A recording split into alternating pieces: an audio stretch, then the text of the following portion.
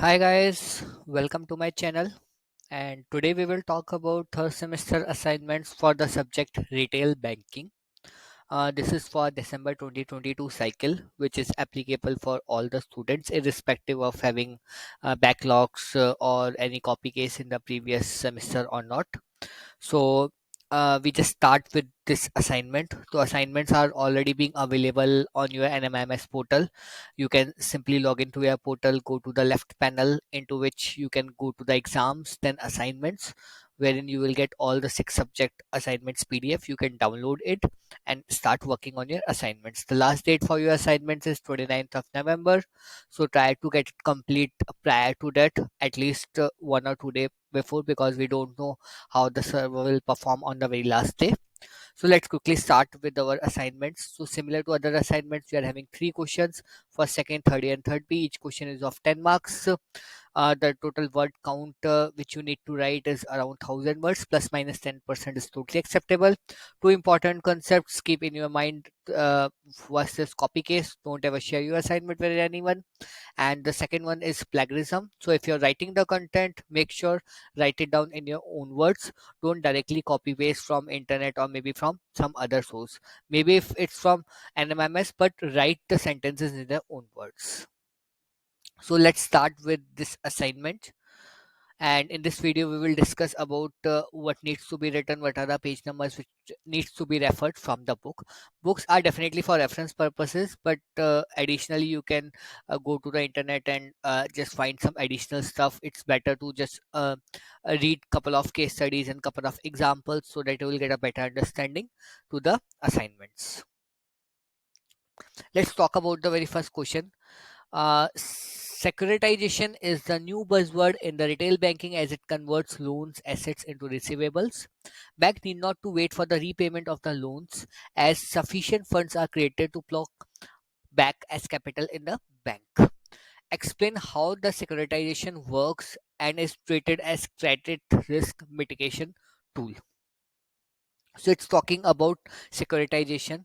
It's normally being used when we just convert the loans as a cash, and we need to pay it to the bank, and it's being treated as a safer amount which we are depositing in the bank.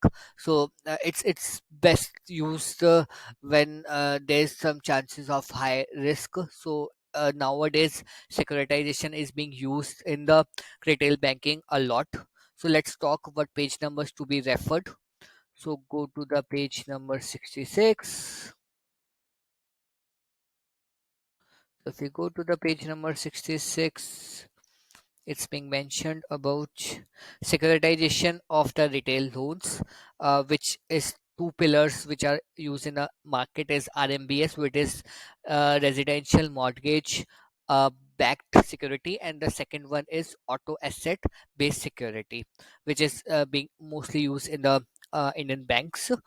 There are few other terms which are being used in this particular securitization, like if we talk about the securitization of the future flows, infrastructure projects, CMBS deals, etc., etc.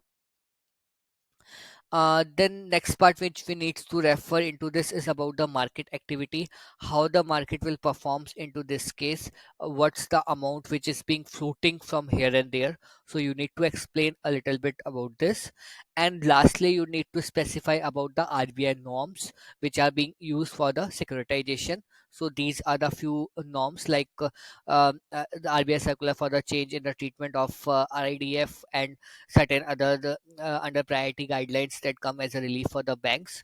The new norm for the credit enhancement will protect the investors by providing the capital relief. There has been a deterioration in the performance, leading to the banks becoming more cautious while dispersing the new loans. So these are the few stuff which is related to the securitization.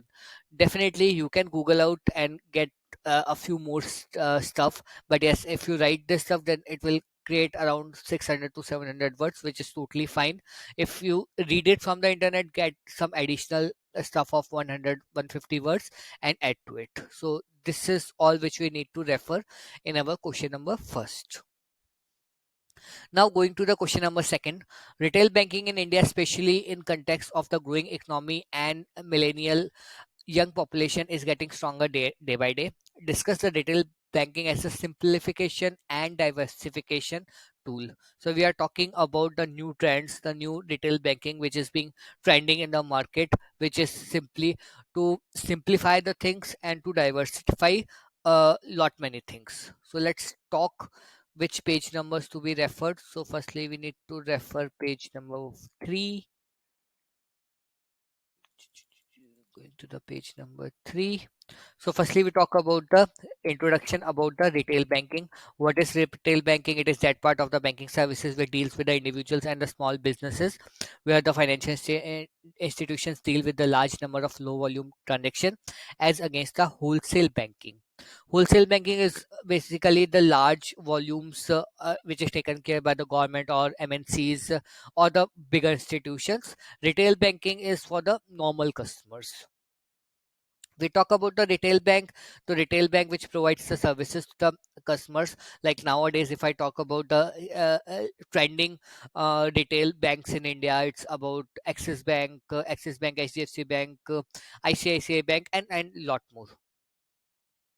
So they not only provide the services, the main like the cash transactions or ATM stuff, but they provide a lot many other things like the loan facility. They are having the accounts, they are having the local facility, they are having certain nowadays the demat accounts is also being linked with a single bank account. So retail bank is now getting more and more diversified.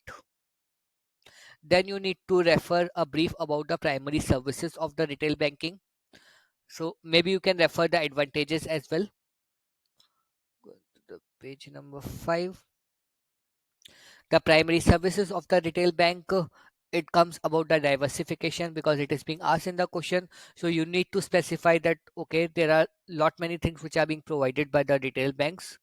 The two important functions which are being used for the customers. First is they empower them to bank their cash safely, getting effectively, and furthermore, they just help in getting the extra cash to fund large buys. So this is the two important functions which are being provided for the customers.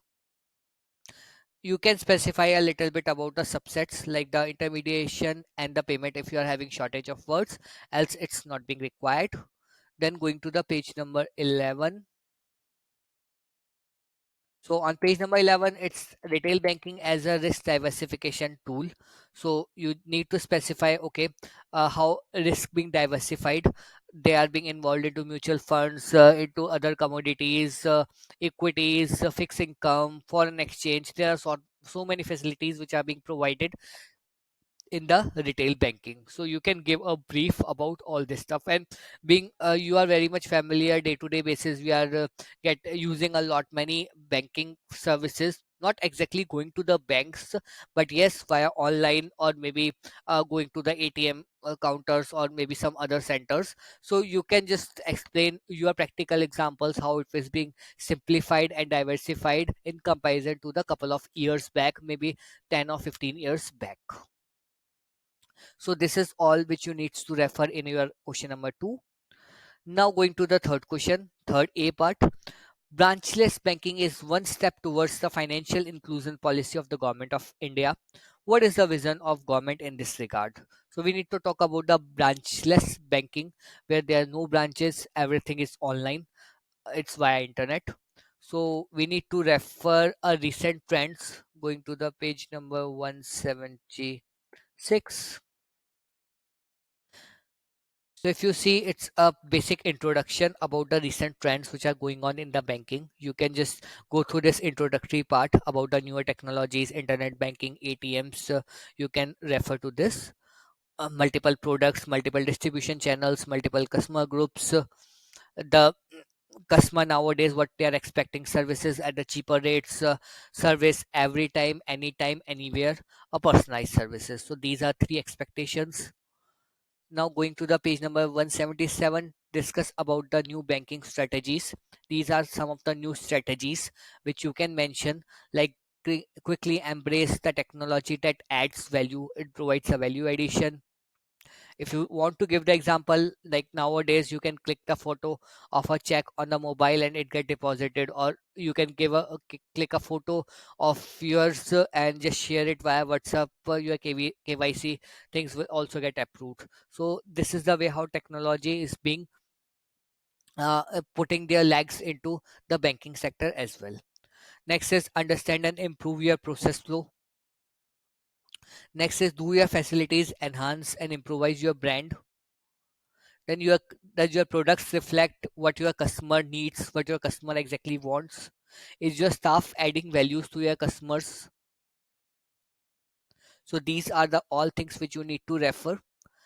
Then there's one more thing which you can write if you want to write. It's not mandate, but I have additionally mentioned, like if you want to deliberately add as a concluding stuff, like the how the sales team is working in the banks and the for the customer satisfaction. So it's all about how customers will get satisfied, maybe via telephonic conversations, maybe via some other modes, maybe via providing different services, rates, fees. So this is a generic thing which is being mentioned over there, which is describing that okay, these are the features or the facilities which needs to be provided to the customers for their satisfaction. So as a concluding or as a last step, if you want to conclude, you can just cut short 2 or 3 lines from it and add it to your answer. Now going to the third B question. Enumerate the different technologies used in the banking sector to achieve the goal of bringing more people under banking ambit. So going back to our previous thing which we had done, because third question is interlinked. So firstly you need to give a brief introductory example about the recent trends as we discussed earlier, then discuss about the recent strategies. In strategies you just need to focus more on the quickly embrace technology that adds value. So being this is being asked in the question, you can take this example of the photograph, or maybe you can just take some other example of where the technology has helped you without going to the bank, you get the facility or the service. And last one is briefly about selling through internet.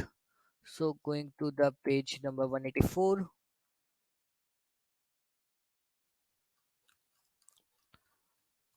So selling through internet, wherein you can get all the options via internet banking going on the internet website. If you want to open one FD, if you want to go for mutual funds, if you want to make some transaction, if you want to make the pay the bills, all these things will be done via internet. So everything is provided via internet. So these are the few advantages and the technology enhancements in terms of the banking services. That disadvantages definitely you need to avoid, because that's not being asked and that makes a negative impression. You just need to focus on the advantages part of the technology in the banking sector. So this is all which we need to cover in all the three questions. I hope things are pretty much clear, and still if you have any doubts or facing any challenges regarding assignments or maybe related to exams, just feel free to connect to me at ngasc.mba@gmail.com. If you like this video, do like, do subscribe, and stay connected for further videos. Thank you so much.